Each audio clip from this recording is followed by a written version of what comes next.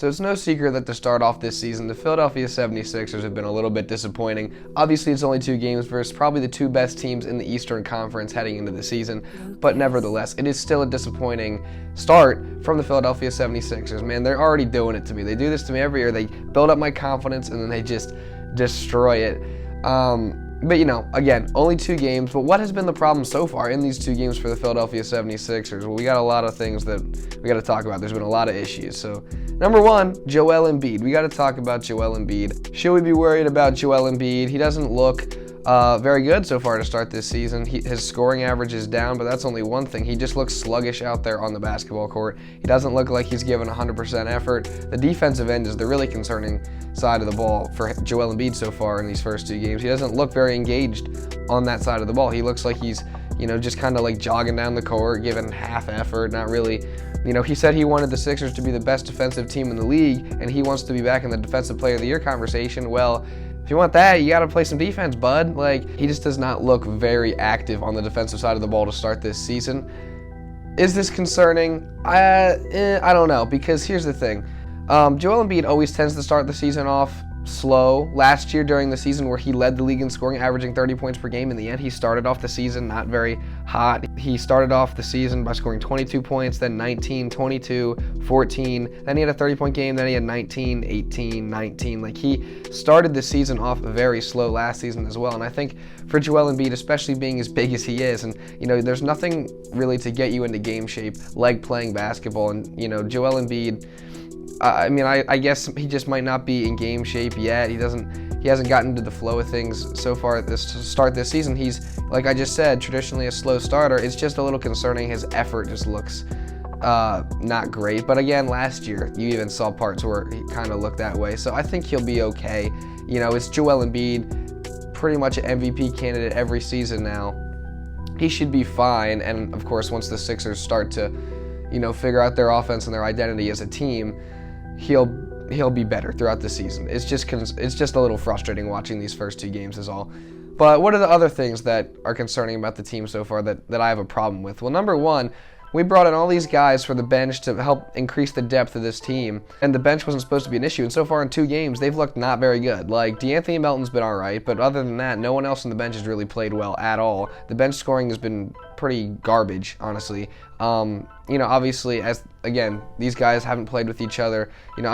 Technically, some of these guys have played with each other, with the Rockets, obviously. But, these guys, they're getting into this new system with Doc Rivers in Philadelphia, and they got to figure it out. They haven't been together, whatever. It is only 2 games, but I'm just saying it's frustrating to see in these first 2 games the bench not give you as much production as you want them to have.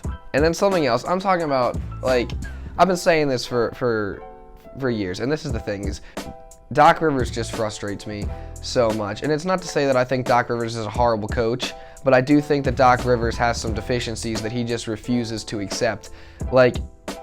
I think that he struggles with making in-game adjustments, and I think that he struggles to see the fault in his own ways. What I mean by that is this. The Philadelphia 76ers offense through these first 2 games has been pretty much stand around. Everyone stand around and then run the shot.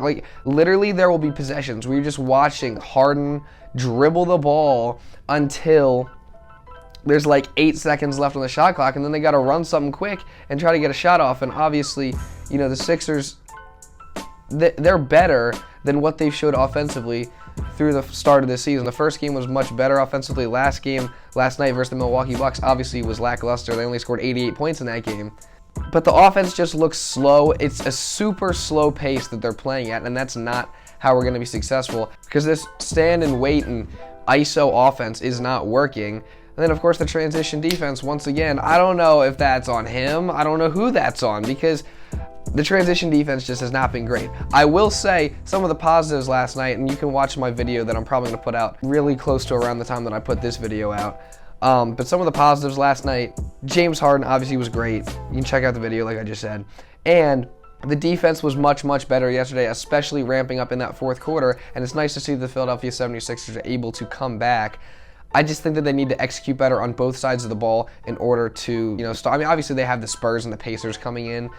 So they should get 2 easy wins there to just kind of start ramping them up. But I just want to see them all start playing together more.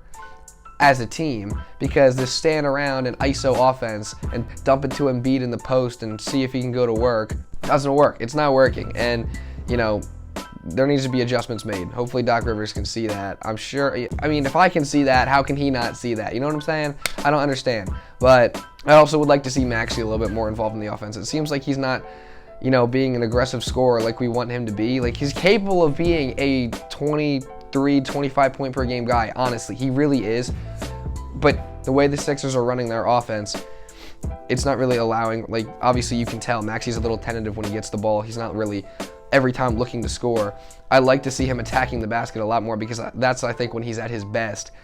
So hopefully we see more. Obviously, 2 games. A lot of season left to go, a lot of adjustments to be made, and of course the team will be able to find a way to, you know, play with each other better. They'll just get more chemistry as the season progresses.